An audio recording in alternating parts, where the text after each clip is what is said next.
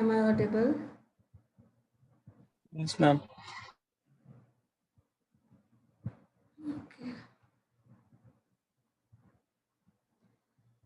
So हम लोगों ने कहाँ तक पढ़ा था? असाइनमेंट प्रॉब्लम कर रहे थे ना, और उसमें शायद कुछ कॉम्प्लिकेटेड प्रॉब्लम्स था जो कि सॉल्व नहीं हो रहा था। याद है कुछ जिसमें मोर देन 0 कुछ आ रहे थे, सॉल्यूशन पॉसिबल नहीं हो पा रहा था, ऐसा कुछ प्रॉब्लम था, हम लोग डिस्कस कर रहे थे लास्ट से। उसका आंसर मिला किसी को? क्वेश्चन ही गलत था मैम। क्वेश्चन 42 होगा आंसर मैम। 42 आंसर तो मैंने ही बता दिया था। दूसरे मेथड से बनेगा मैम, मैं जो आप बताए नहीं थी। वही रहेगा। हाँ, थोड़ा मॉडिफिकेशन रिक्वायर्ड है इसमें, तब हम लोग सॉल्व करेंगे। चलो ठीक है, देखते हैं उस तरह का क्वेश्चन। वही क्वेश्चन शायद हो मेरे पास। वेट,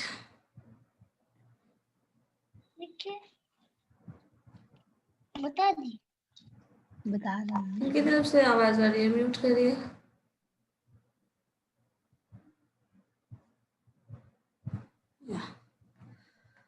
देखो, क्वेश्चन जो था हमारा वो यही था, सॉल्व असाइनमेंट प्रॉब्लम, जिसमें आपका मोर देन 1 0 आ रहा था, जिसके बाद different machines and different jobs, sorry different jobs to different persons थे, 5 पर्सन्स एंड 5 जॉब्स।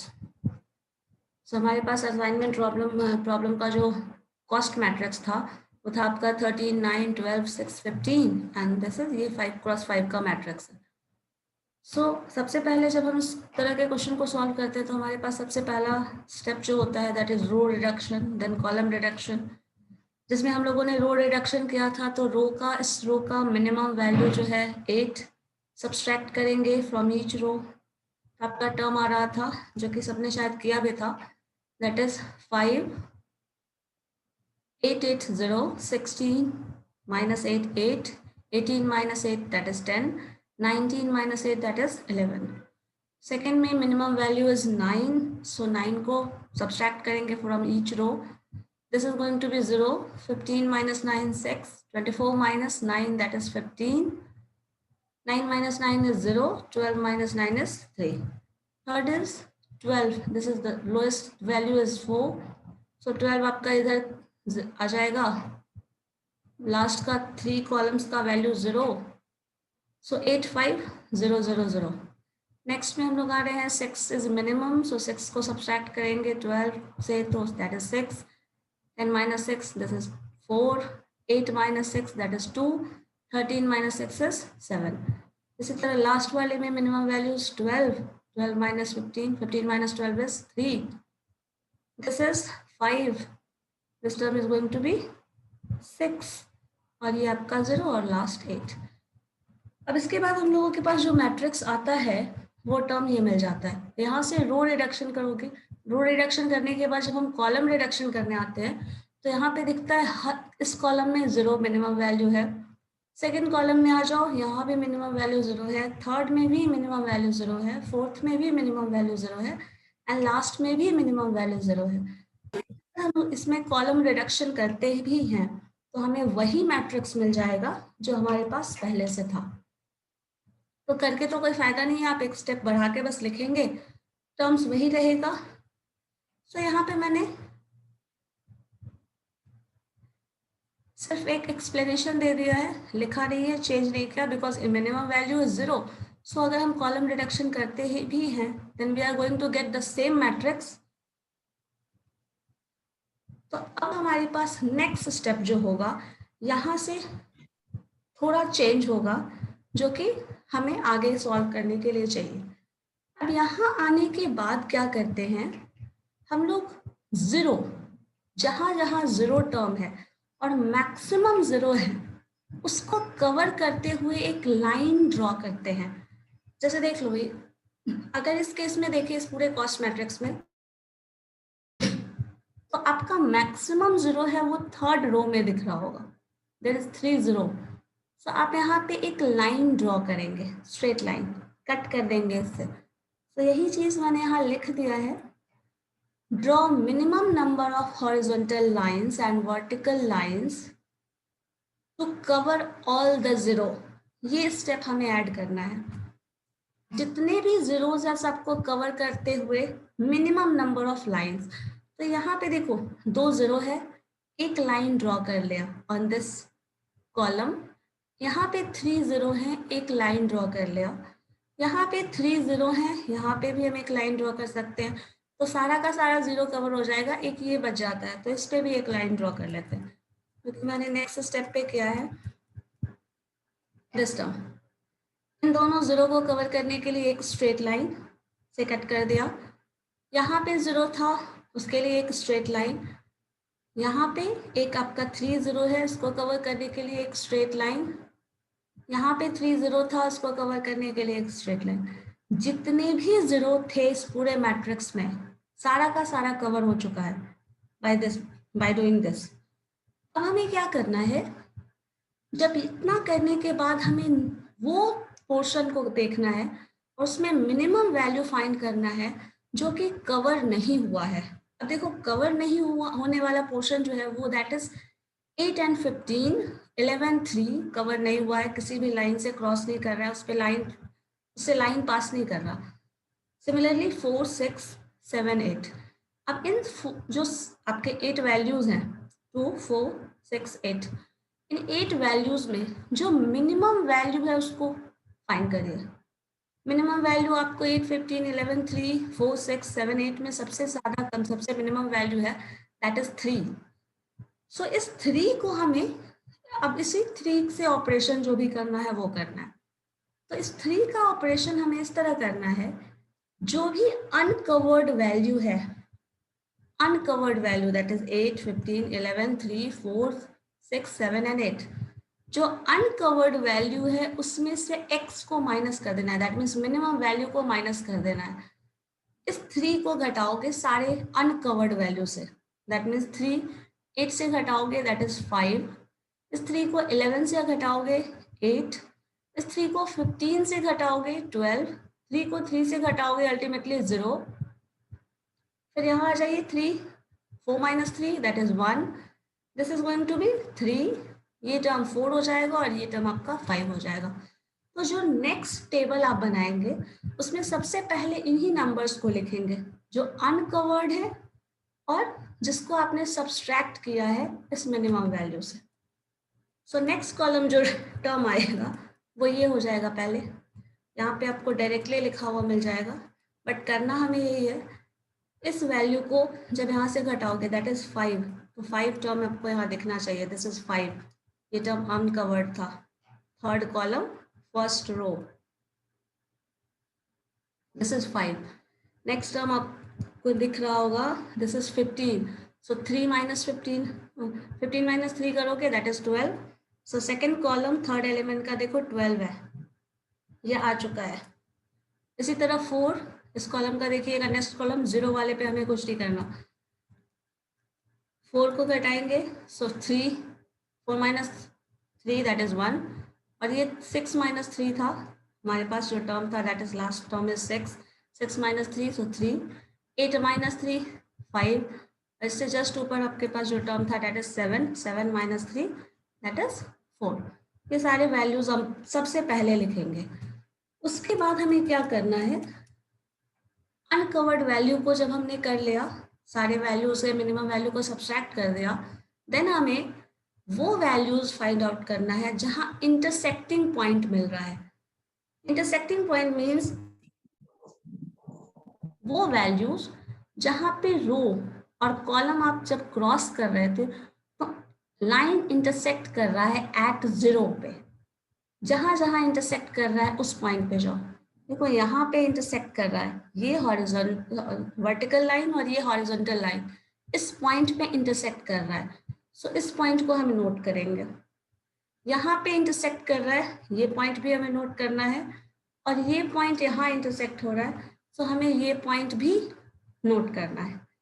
सो इन तीनों पॉइंट्स के वैल्यूज पे आप इंटरसेक्शन वैल्यू पे वैल्यूज जो मिनिमम आपने लिया था उसको ऐड करना है।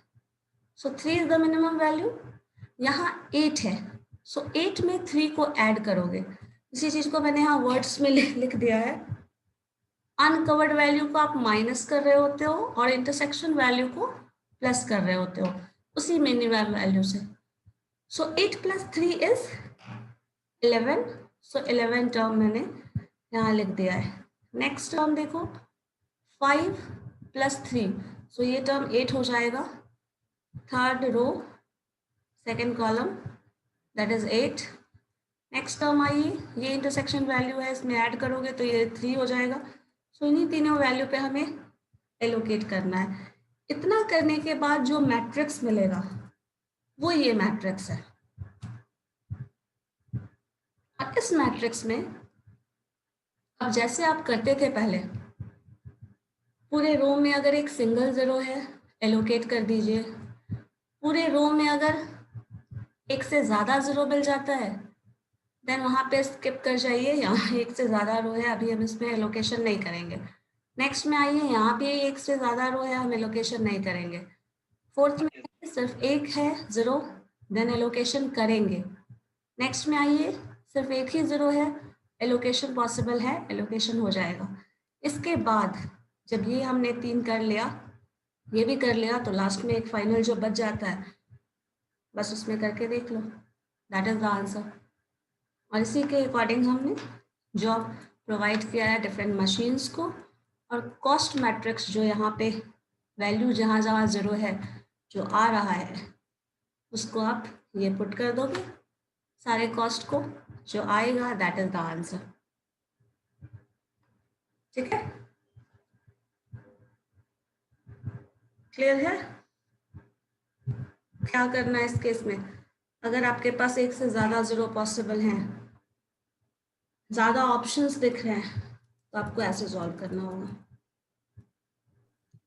दूसरा क्वेश्चन दीजिए तो। ठीक है, एक क्वेश्चन देते हैं जिसमें मल्टीपल ऑप्शन है,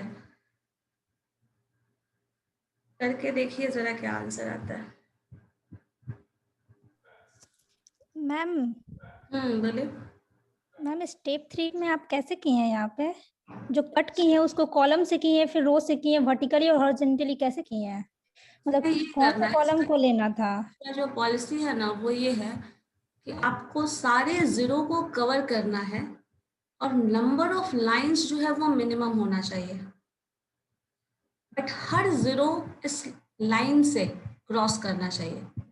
या फिर एक काम ऐसे कर सकते हैं जो आपको ज्यादा याद रहेगा, अगर आप जीरो असाइन कर रहे हैं, मान लीजिए इस नंबर में अगर सपोज यही सॉल्यूशन होता, यही हमारा सॉल्यूशन होता, तो क्या करते, इसको असाइन करते कुछ वैल्यू, इसको कुछ असाइन करते वैल्यू। अगर इसको असाइन करते तो ये पूरा कॉलम डिलीट हो जाता, इसको असाइन करते तो इसमें फिर से इसमें और ऑपरेशन नहीं होता, ये भी डिलीट हो जाता। इनमें से किसी को असाइन करेंगे तो जीरो, ये भी डिलीट हो जाएगा। इसमें से किसी को करेंगे, एक ही जीरो यहाँ दिख रहा है तो यही डिलीट होगा। बस यही कर सकते हो, या फिर ऐसे ही करो, जो मिनिमम नंबर ऑफ लाइन, इसका टर्म यही है, draw minimum number of horizontal और vertical lines that covers all the zero. ठीक है, सारा जीरो को कवर करे but number of line should be minimum.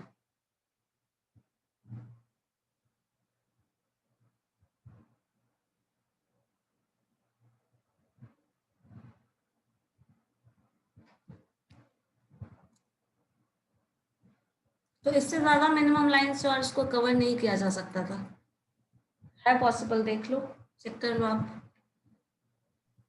ठीक है मैम, नेक्स्ट क्वेश्चन। चलो एक क्वेश्चन बना के देखो, इसमें मल्टीपल सॉल्यूशन पॉसिबल है। Suppose we have different jobs 1 2 3 4,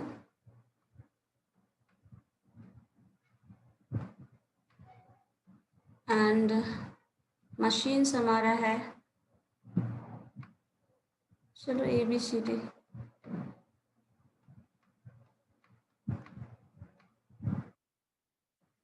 This is 5, 8, 4, 10. 5, 8, 4, 10. 7, 5, 7, 4. 11, 9. 10, 8. 6, 6. 7, 3. देखो तो क्या आता है। इसमें भी आपको बहुत सारा जीरो मिलने वाला है, मोर देन 1 जीरो भी मिलेंगे।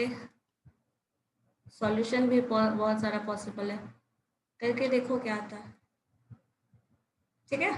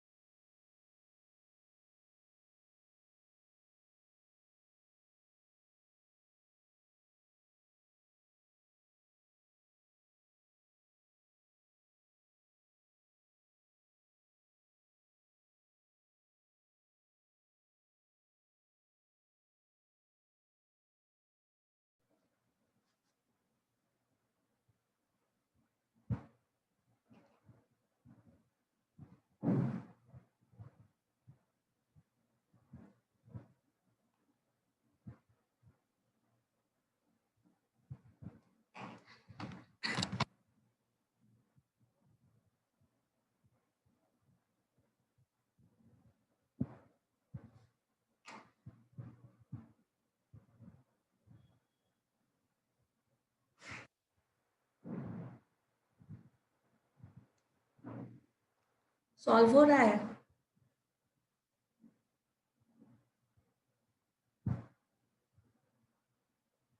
जो मेथड मैंने बताया वो अप्लाई होगा इसमें, इस वाले क्वेश्चन में जो अभी आपको बताया है, ऐसा सेम मेथड से बना सकते हो, बट फिर भी इसमें ऑप्शंस थोड़े डिफरेंट आ सकते हैं। प्रॉब्लम होगी तो पूछना।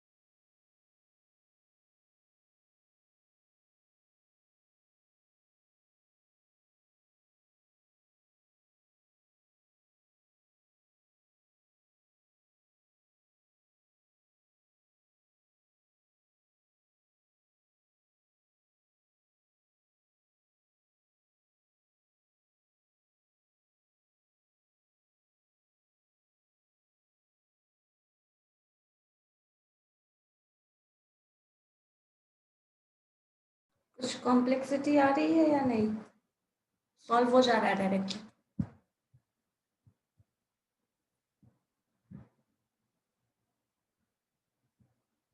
नहीं बन रहा मैम। किस स्टेप तक गए हैं?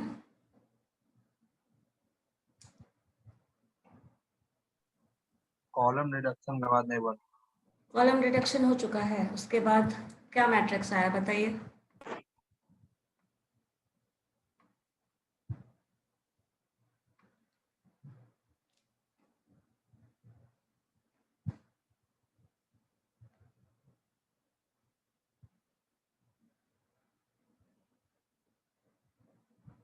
जो भी वैल्यू आ रहा है मैट्रिक्स का बताइए, देखते हैं क्या प्रॉब्लम है। पहले तो रो करेंगे ना मैम। पहले रो देन कॉलम। तो रो में पहले 5 लोअर वैल्यू का। रो का पहले 5 आ रहा है, तो मैम 5 लोअर वैल्यू है। सब्सट्रैक्ट होगा। हाँ ठीक है, 5 सब्सट्रैक्ट होगा सबसे, तो आपके पास 0 आ जाएगा, 2 आएगा, 6 आ जाएगा, 1 आएगा। ठीक है। फिर सेकंड में भी 5 है, 3 0 और 4 और 1। ठीक है। फिर थर्ड में 0 3 6 3 और फिर 7 1 5 0। ठीक है, ये तो रो रिडक्शन हो गया। कॉलम रिडक्शन में आपको एक रो कॉलम तो मिल रहा है विदाउट जीरो वाला, तो यस मैम, column करना बस उसी में पड़ेगा। होगा। हाँ, तो फर्स्ट टर्म तो आपके पास 0 3 जो लिख रहे हैं वही कर 0 3 0 7 0 7। ठीक है, यहाँ तक में तो कोई प्रॉब्लम नहीं है। 2 नेक्स्ट 0 3 1 2 0 3 1। 3 1।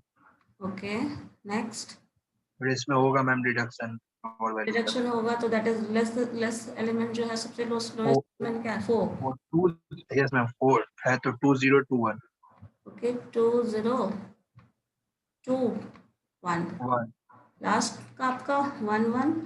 1 1 3 0। ठीक है, चलिए इतना मिल गया। यस मैम, इसके आगे बताइए मैम। अब इसके बाद हमें करना है, ठीक है, अब हमें सबसे पहले क्या करना है, minimum number of line draw करना है जो कि सारे जीरो को कवर कर ले। अब ये कैसे पॉसिबल है, मान लो अगर हम इसमें 2 जीरो है तो इसमें हम एक लाइन ले लें जिससे कैंसिल हो रहा है ये जीरो वाला। नेक्स्ट में यहाँ 2 जीरो है, ये कर सकते हैं, और ये मान लो एक हम ये कर लें। ठीक है, तो जो नंबर ऑफ लाइंस है, अगर कभी भी मान लो उसको n से रिप्रेजेंट कर रहे हैं, अगर number of lines, number of आपके पास कितना टोटल जॉब्स और मशीन्स है 4, अगर नंबर ऑफ लाइन कम हो टोटल नंबर ऑफ रो और कॉलम से, तो ये सॉल्यूशन ऑप्टिमल सॉल्यूशन नहीं होता है। जैसे देखिए आपके पास एक स्ट्रेट लाइन ये जा रहा है, दूसरा ये जा रहा है, ये थर्ड है, और ये जो है 3 है, and that is less than 4। अगर ऐसा है तो ऑप्टिमल सॉल्यूशन हमें नहीं मिलेगा। तो अब हमें ऑप्टिमल सॉल्यूशन ढूंढने के लिए करना क्या होगा, जो भी अनकवर्ड एलिमेंट है उसमें लोएस्ट वैल्यू को ढूंढो, और 1 दिख रहा है हमें यहाँ पे, दिस इज 1 1 3 2 और 2 2। 1 से तो 1 सबको सब्सट्रैक्ट, 1 सब में सब्सट्रैक्ट कर देना है, और जो इंटरसेक्टिंग एलिमेंट है, इंटरसेक्टिंग एलिमेंट मैं भी कर दें। एंड दिस इज उसमें ऐड करेंगे। अच्छा, ऐड कर लो। हाँ, उसमें ऐड करना है। तो आपके पास जो वैल्यू आएगा, फर्स्ट टर्म इज 0, पहले वही लिखते हैं हम लोग, बाद में चेंज हो जाता है वैल्यूज, हालांकि जो इंटरसेक्टिंग एलिमेंट है वही चेंज होगा। सो हमारे पास 2, 1 को घटाइए यहाँ पे, this is going to be 1 and 1। जो अनकवर्ड है सबसे पहले उसे लिखेंगे। यहाँ पे 3 2 है, तो ये आपका हो जाएगा 3 - 2, 3 - 1 दैट इज 2, और ये 2 है तो ये 1 हो जाएगा, ये दोनों 0 हो जाएगा। नेक्स्ट टर्म आइए, इंटरसेक्टिंग एलिमेंट को हम इंटरसेक्टिंग एलिमेंट में ऐड करना है इसको, तो ये हो जाएगा इंटरसेक्टिंग एलिमेंट 2, इंटरसेक्टिंग एलिमेंट 3 एक ऐड करोगे दैट इज 4। बस इतना करना है, बाकी सारे टर्म्स को ऐसे ही लिख देना है। So this term is 0, this is 0, this is 0, ये टर्म आपका 1 है, this is 3, this is 0, and this is 6, I think 6 था ना ये, अच्छा 0 था, सो this is 0 and this one is 7। अब यहाँ पे असाइनमेंट शुरू करना है, दिस इज 1 2, क्योंकि अब आप यहाँ पे वर्टिकल लाइन और हॉरिजॉन्टल लाइन ड्रॉ करिएगा, तो आपको देखिएगा जितना टर्म्स 0 था उतना हॉरिजॉन्टल और वर्टिकल लाइन मिल जाएगा। दैट मीन्स मान लो अगर ये क्रॉस करें, ये क्रॉस करें और ये कर लें 1 0, और कोई 0 मिसिंग है, दिस वन इज 1 2।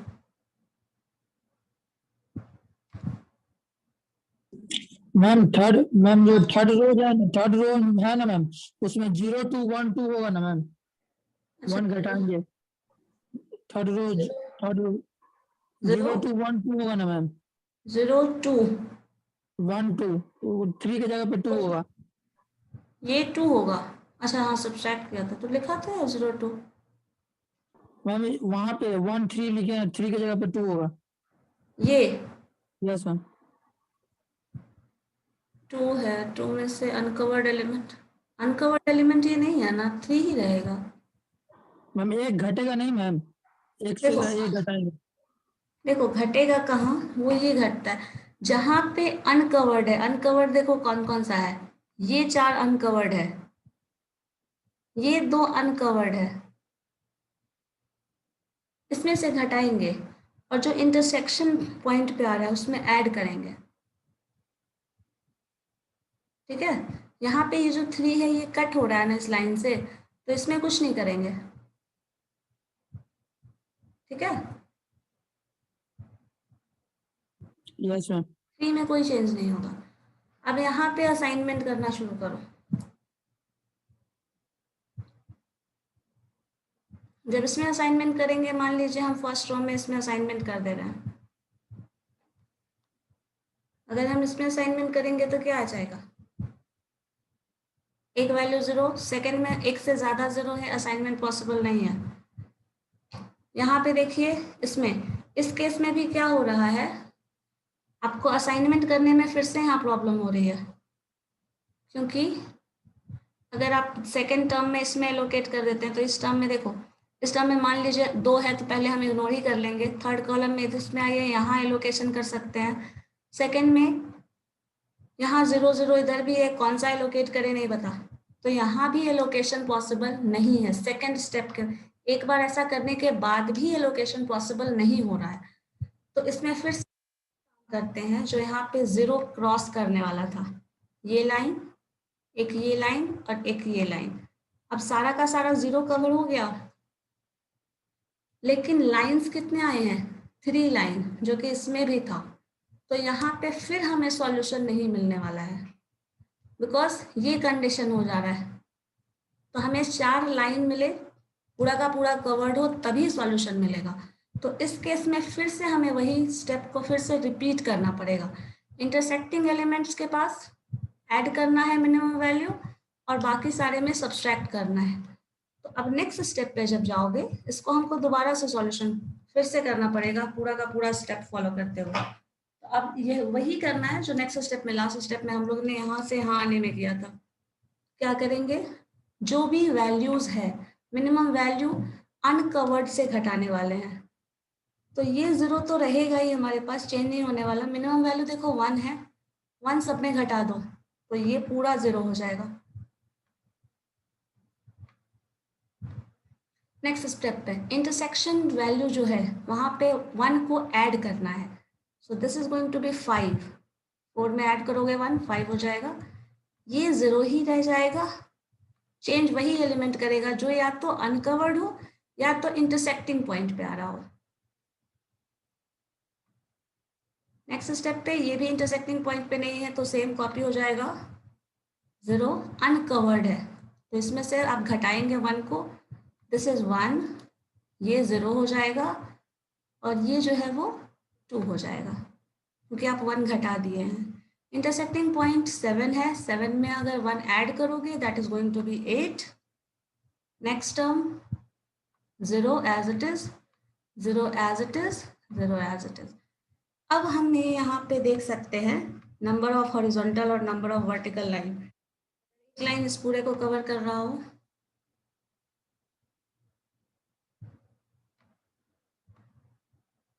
ये इस पूरे को कवर कर रहा हो, लाइक इसमें भी आप चाहें तो यहाँ कर सकते हैं। 4 लाइन मिल गया, 4 0, सारा 0 कवर हो गया तो हमारे पास सॉल्यूशन मिल गया। लेकिन यहाँ पे एलोकेशन जब करिएगा, ये हमारा सॉल्यूशन मैट्रिक है, समझ आ गया कैसे आया। फिर हम लोग को अब एलोकेशन में भी प्रॉब्लम होने वाली है, वो हम लोग नेक्स्ट स्टेप पे डील करेंगे। पहले ये बताओ इतना क्लियर है, इतने तक सॉल्व करके लाए थे आप लोग ये वाला स्टेप? क्या आगे बताइए मैम, यहाँ तक हो गया।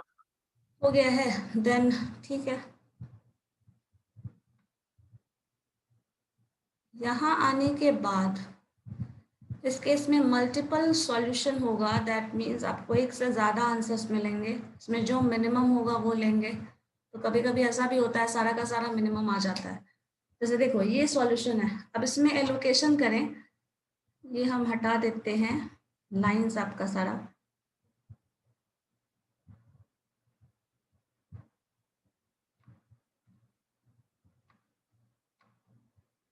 चलो, सपोज आप फर्स्ट में एलोकेशन करते हैं, अगर ये एलोकेशन करेंगे तो ये 0 अब तो एलोकेट नहीं होगा, कैंसिल हो जाएगा। सेकेंड में आपको एलोकेशन करना है, 3 0 आ रहा है, छोड़ दो। इसमें भी 3 0 आ रहा है, छोड़ दो। इसमें भी आ रहा है। तो कॉलम में तो समझ में नहीं आ रहा है कैसे कौन सा लें। रो में देखिए, इस रो में आप किसी एक 0 को ले सकते हो, ले चुके हैं। सेकेंड में किसी एक को ले सकते हो, वो भी ऑप्शन नहीं है। थर्ड में भी किसी एक को ले सकते हैं, वो भी ऑप्शन नहीं है। यहाँ पे भी कोई ऑप्शन नहीं दिख रहा है। अब ऐसा अगर केस आता है तो आप रैंडमली किसी को भी सॉल्यूशन ले सकते हो। मान लो हम इसे ही ले रहे हैं, ये अगर सेकेंड रो सेकेंड कॉलम आ जा रहा है तो थर्ड आपका यही पॉसिबल है और कोई पॉसिबल ही नहीं है। लास्ट ये पॉसिबल है। तो इसको आप सॉल्यूशन करके देख लो। इसका मैट्रिक्स, कॉस्ट मैट्रिक्स जो आया था सबसे इनिशियल लेवल पे, जो कॉस्ट था, देखो तो क्या आ रहा था, बताओ तो। सबसे इनिशियल लेवल का कॉस्ट मैट्रिक्स क्या है? फर्स्ट वैल्यू शायद 5 था।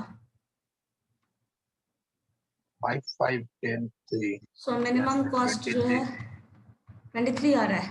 5, यस मैम 23 आ रहा है। ठीक है। 5 + 5 है, +10 +3, चलो ठीक है। नेक्स्ट कॉलम में आप क्या करेंगे, जस्ट इसी चीज को आप अपनी मर्जी से कुछ और रैंडमली असाइन कर लीजिए।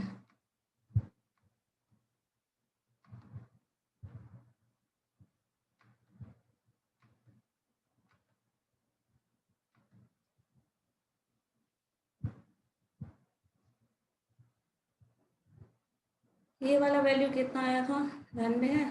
That is 0, 5 0 0। चलो बताओ, अब इसमें से क्या असाइन किया जा सकता है? फर्स्ट नहीं ले, मान लो आप ये ले लो फर्स्ट का एलोकेशन। सेकेंड में कुछ और ले लो, ये ले चुके हैं तो इस रो में और कुछ नहीं आएगा, मतलब ये कॉलम डिलीट हो जाएगा। नेक्स्ट में आप इन सब में से किसी एक को ले सकते हैं, 2 ऑप्शन है तो ये आप नहीं ले सकते, देन आपके पास ये ऑप्शन है। थर्ड में इसमें आ जाइए, इस पूरे में से किसी एक को ले सकते हैं। यहाँ से इसमें ऑलरेडी एलोकेशन हो चुका है। सेकेंड में यहाँ पॉसिबल नहीं, यहाँ नहीं हुआ है तो आप ये ले सकते हो। लास्ट में यही बच गया, ये ले सकते हो। इसका कॉस्ट मैट्रिक्स बताओ, कॉस्ट का वैल्यू जो मिनिमम हो सकता है। This is I think 7। First term जो है वो 16 क्या आ रहा है, 7 16 कितना, 16 आ रहा है। नहीं मैम 7 7 फर्स्ट का 7 है ना, 7। इसका क्या है, 0, ये 4 है। Next this is 9 and the next one is last जो है 3 ये क्या आ रहा है, मैम सेम आ रहा है। सेम आ रहा है ना। Yes ma'am.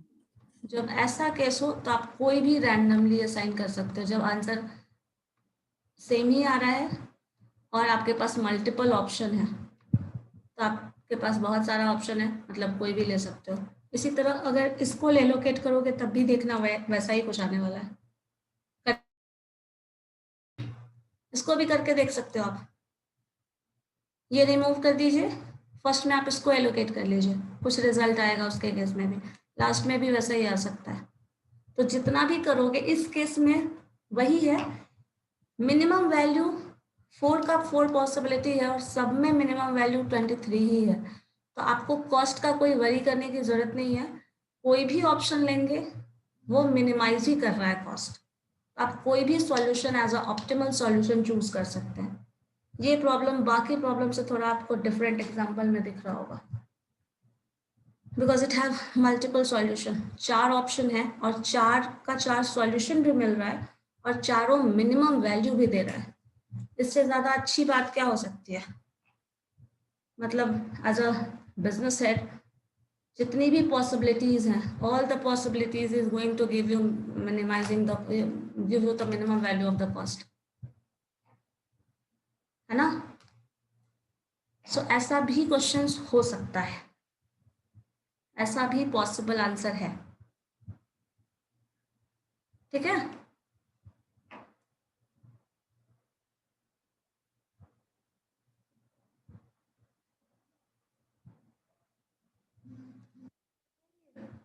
एक में 22 आएगा, करके देखिए तो। किसमें, कौन से वाले में बताओ? फर्स्ट एलोकेशन कहाँ ले रहे हैं? फर्स्ट का 1 का डी लीजिए, 1 2 का सी, 2 का 2 का सी, 1 मिनट, 1 का ले रहे हैं बी आप। 1 मिनट रुक जाओ, पॉसिबल तो नहीं है यहाँ से अरेंज करना। 1 का डी। ठीक है, 1 का डी, ये वाला फर्स्ट यस एलोकेशन। यस। चलो 2 का सी, 1 मिनट रुक जाओ। 1 का डी, ठीक है। 2 2 का सी, ये C, this one, yes sir. Okay. उसका 3 का ए, 3 का ए, ये, यस सर। ठीक है। और 4 का ये लोग ले सकते हो, यही ऑप्शन बच गया है। यही- सही 23 ही आएगा भाई, सही। 23 ही आएगा। वहाँ पर ये 3 देखो पुट क्या आ रहा है, 4 की जगह 3 पुट कर। देखो क्या आ रहा है। सबसे यहाँ का लास्ट वैल्यू क्या था? दिस इज 6 ना, फर्स्ट टर्म इज 6 प्लस, देखो दूसरा टर्म क्या है, सेकंड 9 है, 9 9 है, ओके। नेक्स्ट फिर 4 है, 4 है, फिर 4 है। नेक्स्ट लास्ट में 4 है, यस मैम 4 है, 23 आ रहा है। तब उतना ही तो आ रहा है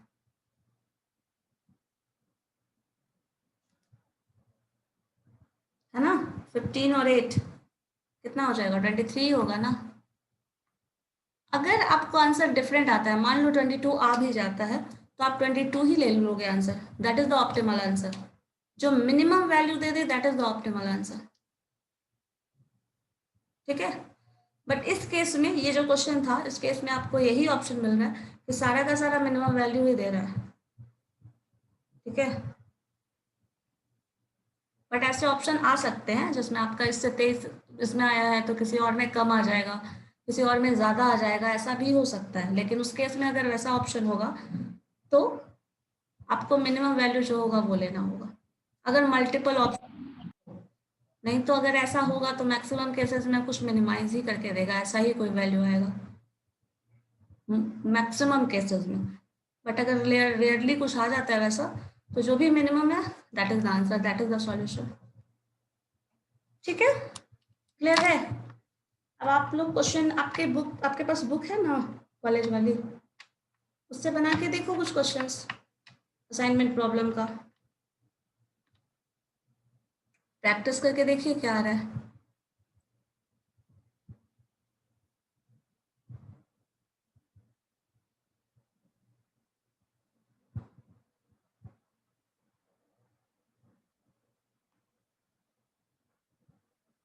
इसी तरह अनबैलेंस्ड प्रॉब्लम भी मिल सकता है, तो अनबैलेंस्ड प्रॉब्लम को भी हमें सॉल्व करना है।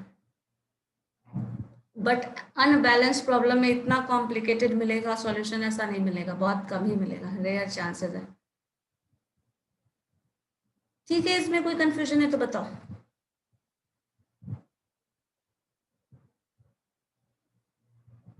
किसी भी पॉइंट पे कोई कंफ्यूजन है? और सॉल्यूशन ऑप्टिमल है या नहीं, ये चेक करने के लिए ना हमेशा ये लाइन ड्रॉ कर लीजिएगा। सारे जीरो को अगर कवर कर लेता है मिनिमम नंबर ऑफ लाइन में, अगर दोनों इक्वल आ जाता है, then that is going to give you the optimal answer. अगर ऐसा नहीं होता तो हमेशा और भी ऑप्टिमाइज किया जा सकता है। जैसे हम लोग इसमें 2 स्टेप में ऑप्टिमाइज कर रहे हैं, पहले तो रो रिडक्शन कॉलम रिडक्शन कर रहे हैं, डायरेक्टली आंसर मिल जाता था। बहुत सारे केसेस में जो इनिशियल लेवल पे हम लोगों ने क्वेश्चन किया था उसमें मिल जाता है आंसर। नहीं अगर मिलेगा देन हम लोग जीरो को कवर कराएंगे ऐसे। और अगर if the number of line is less than number of variable, number of job, number of machine, number of assignment जो भी है, अगर कम आ रहा है तो ऑप्टिमल सॉल्यूशन नहीं है। नहीं है देन अनकवर्ड एलिमेंट में हम मिनिमम वैल्यू को सब्सट्रैक्ट करेंगे, इंटरसेक्टिंग वैल्यू पे ऐड करेंगे, फिर आंसर आ जाएगा।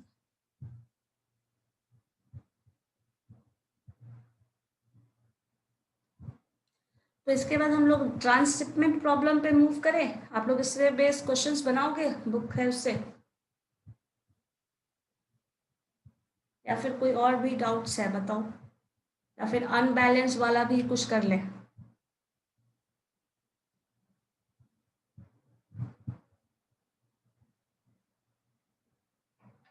अनबैलेंस असाइनमेंट प्रॉब्लम्स पे भी बेस्ट क्वेश्चंस कर लें, देन ट्रांसशिपमेंट शुरू करें, या फिर इसमें और को भी कुछ लग रहा है ऐसा कॉम्प्लिकेटेड जो नहीं हो सकता है, कुछ और डिस्कशन रिक्वायर्ड है, बताइए।